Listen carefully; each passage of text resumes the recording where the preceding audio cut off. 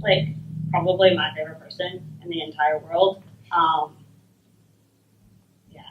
She's awesome and I love her. Her name is Sandy, and you guys may know her as my mom because she's super cool. And it's not just like I wanted, like, who's a good speaker? Oh, my mom. But I don't know. My mom has like a lot of stories, and she just happens to be my mom. But I don't know. She just is really like influential and eye-opening, and she's just had like so many incredible adventures, and like she has so much to take from that I feel like it's almost selfish to like just learn from her about myself. So I asked her if she would speak for all of you guys, and she agreed. So my mom.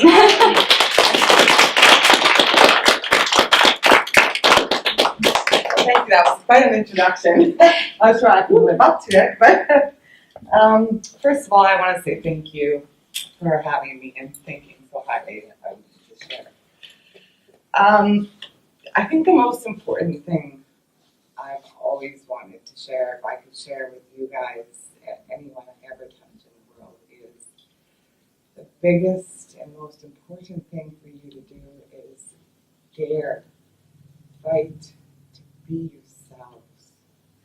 I know that sounds like a big, huge cliche, and you've heard it a million times over. And the hard part about that is, well, exactly who is that? How do I do that? And it's really hard because there's a lot of television and a lot of information out there, and a lot of more Nintendo, and not Nintendo, Twitter. Sorry, I'm not a computer person. So as you know, but you're just bombarded with all of these images and ideas of who you should strive to be.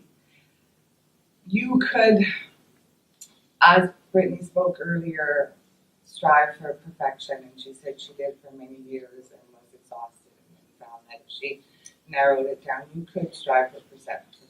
You could decide that getting that really great job in the world that is going to give you a ton of money and give you social security, and that's very important to have financial security.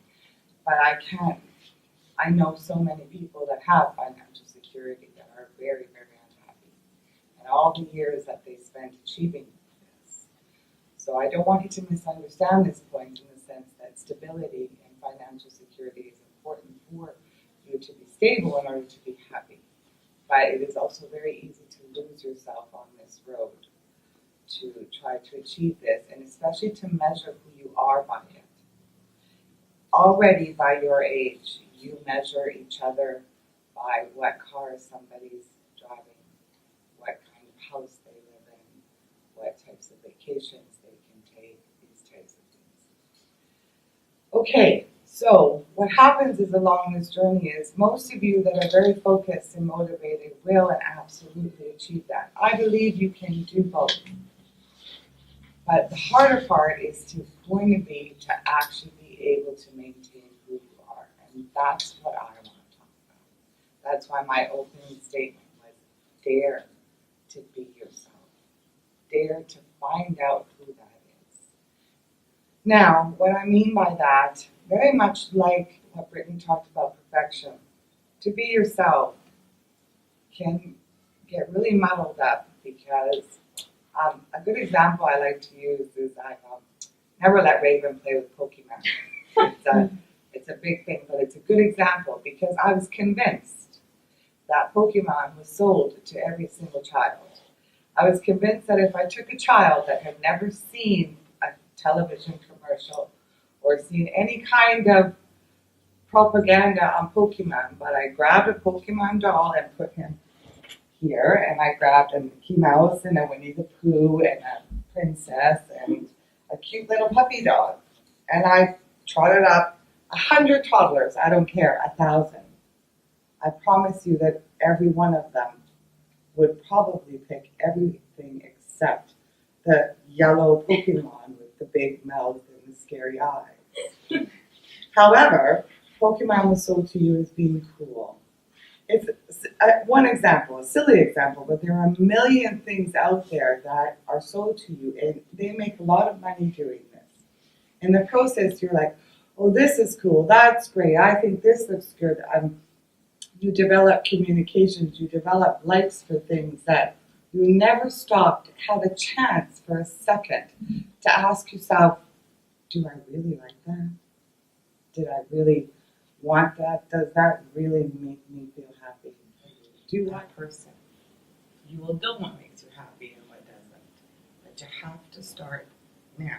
You have to start every time a commercial or something is pushed at you, every time somebody tells you, oh, this new makeup is fantastic, this looks great, or this is the trend. Do you like it? If you genuinely like it, wear it, do it. I'm not against makeup or any of those things. Just make sure that you're doing it because you like it. It's making you happy. Beauty comes in a million different ways, but the most beautiful beauty I've ever seen is when somebody can really express. I use this, I don't know if it's appropriate, but only because I think that she's a good example in wardrobe, for instance.